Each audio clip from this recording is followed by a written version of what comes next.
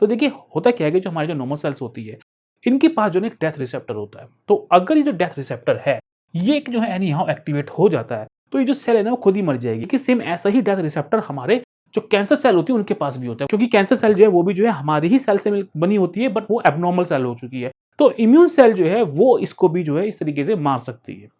Normally जो immune cells हैं वो यहाँ पर जो है कैपेबल नहीं होती है कैंसर सेल को इस तरीके से मारने में।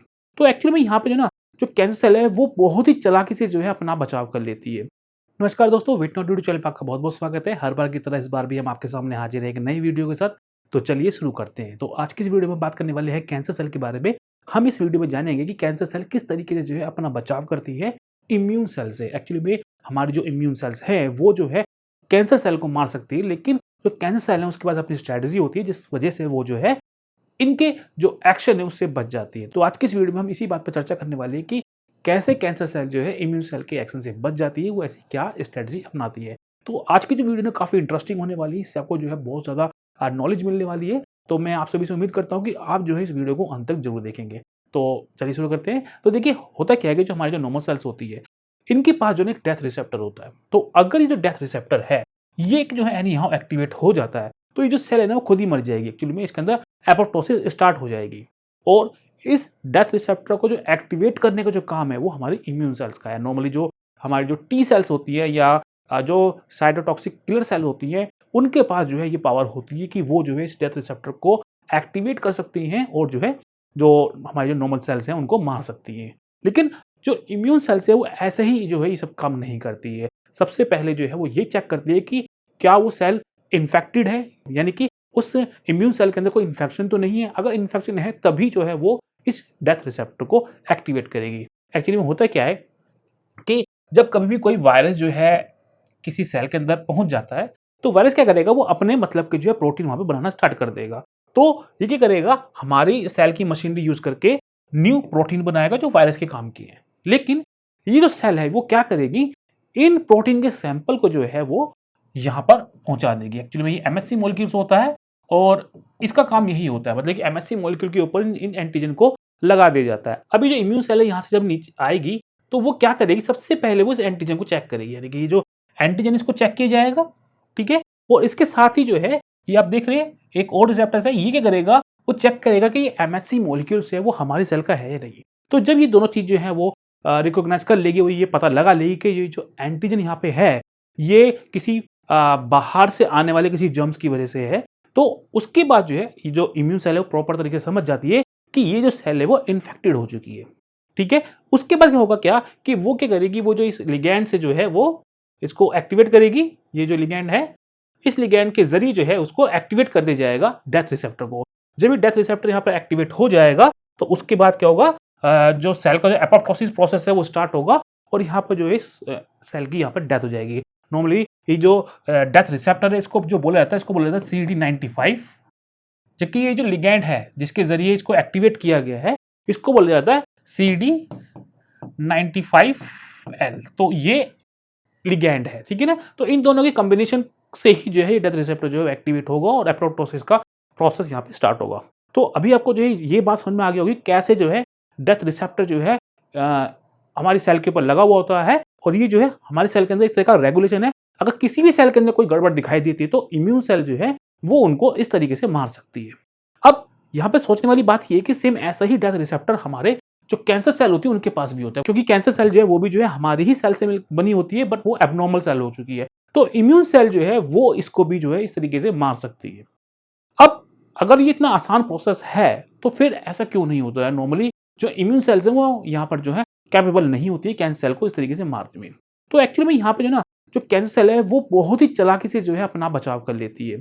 सबसे पहली बात ये है कि आप देखोगे कि जिस तरीके से यहाँ पे डेथ रिसेप्टर आप देख रहे हैं, लेकिन जो कैंसर सेल है ना वो अपने पास में ना वो लिगैंड भी रखती है जिसके जरिए डेथ रिसेप्टर को एक्टिवेट किया जा सकता है। यानी कि देखो नॉर्मल सेल के पास ये जो लिगैंड थी वो नहीं थी। इट मींस नॉर्मल सेल के पास केवल डेथ रिसेप्टर पाया जाएगा, लेकिन जो कैंसर सेल है वो अपने पास जो है वो CD95L नाम की जो लिगैंड है उसको भी अपने पास रख रही है, ठीक है। अब इससे फायदा क्या है इस कैंसर सेल को, देखिए अगर ये जो CD95 जो लिगैंड है ये जो है इम्यून सेल के पास, आप देखोगे इसके पास भी एक डेथ रिसेप्टर है। इट मीन्स अगर इम्यून सेल के डेथ रिसेप्टर को एक्टिवेट कर दिया जाए तो इम्यून सेल भी यहाँ पर मर जाएगी, उसके अंदर भी एपोप्टोसिस हो जाएगा। तो यहाँ पर कैंसर सेल जो है वो खुद भी जो है काउंटर अटैक कर सकती है, यानी कि वो इम्यून सेल को मार सकती है यहाँ पे। अब यहाँ पर ऐसा देखा गया है कि जो कैंसर के पेशेंट होते हैं उनके अंदर जो है ये जो CD95L की जो लिगैंड है नॉर्मली मेम्ब्रेन से बाइंड है ये, लेकिन जो कैंसर के पेशेंट होते हैं उनके अंदर ये फ्रीली जो है ब्लड में मूव करती रहती है। अब ये और भी ज्यादा खतरे वाली बात हो जाती है, क्योंकि इस तरीके से ये जो है लिगैंड जो है फ्लो होके हमारे इम्यून सेल के पास जाके उनके डेथ रिसेप्टर को ट्रिगर कर सकती है, उन्हें एक्टिवेट कर सकती है। और अगर जो ये डेथ रिसेप्टर यहाँ पर एक्टिवेट हो जाते हैं, ये रिसेप्टर से जाएगा, लिगैंड जो है रिसेप्टर से यहाँ बाइंड कर गया और उसके बाद ये एक्टिवेट हो जाएगा और हमारी जो यहाँ पर जो इम्यून सेल है उसकी जो है यहाँ पर डेथ हो जाएगी।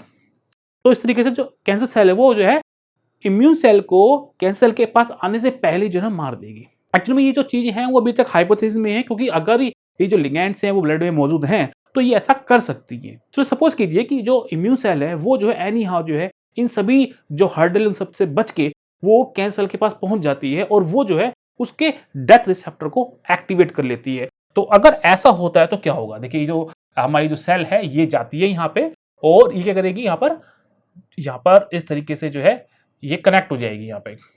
तो अगर इस तरीके से कनेक्ट यहाँ पे हो जाती है तो क्या होगा, एक्चुअली में इसके बावजूद भी यहाँ पर जो है ये कैंसर सेल को नहीं मार सकती है।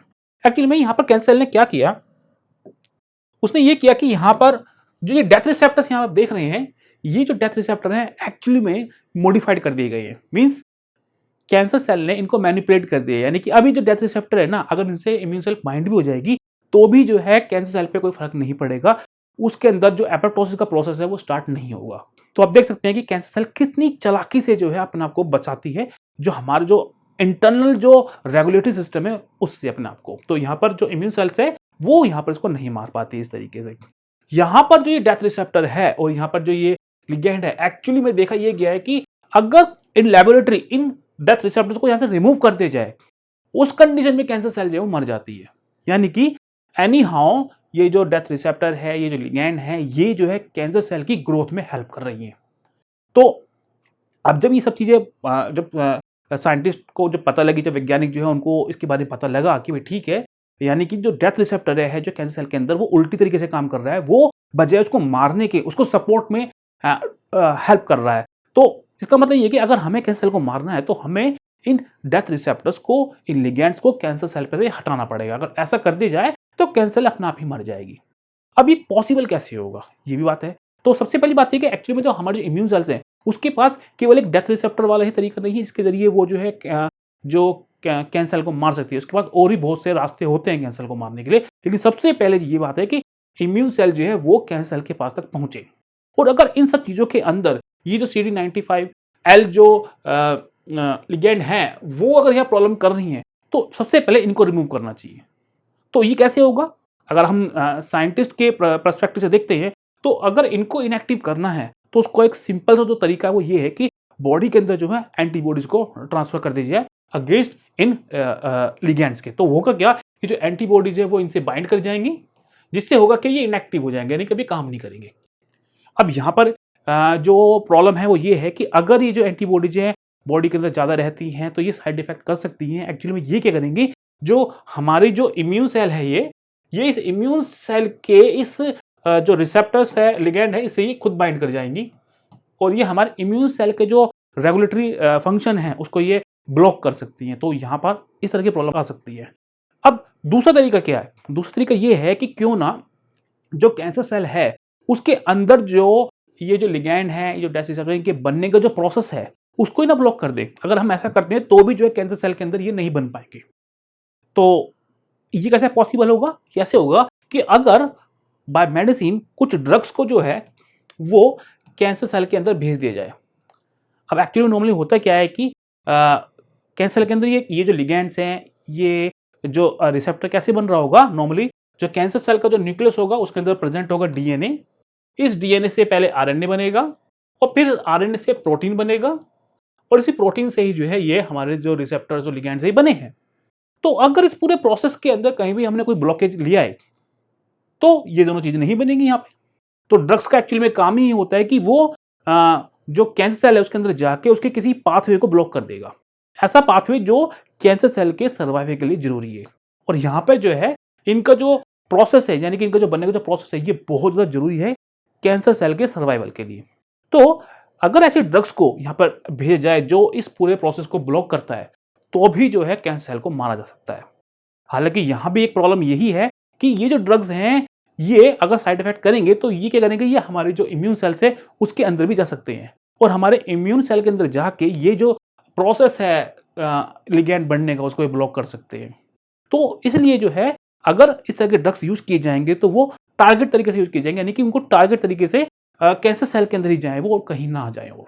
तो इस तरह के मेथड्स अवेलेबल हैं और उनका इस्तेमाल किया जा सकता है जहाँ पर जो है इन ड्रग्स को जो है बहुत ही स्पेसिफिक तरीके से जो है कैंसर सेल के अंदर ट्रांसफ़र किया जाता है। तो इन द लास्ट इस वीडियो का जो कंक्लूजन निकलता है वो ये है कि जो इम्यून सेल्स हैं वो कैंसर सेल को मार तो सकती हैं, लेकिन कैंसर सेल के पास अपने तरीके जिनके ज़रिए वो अपना बचाव कर लेती है। आज के डेट में जो वैज्ञानिक हैं उनके पास काफ़ी इन्फॉर्मेशन है कैंसर सेल के बारे में कि वो किस तरह से काम करती है और कैसे वो अपना बचाव करती है।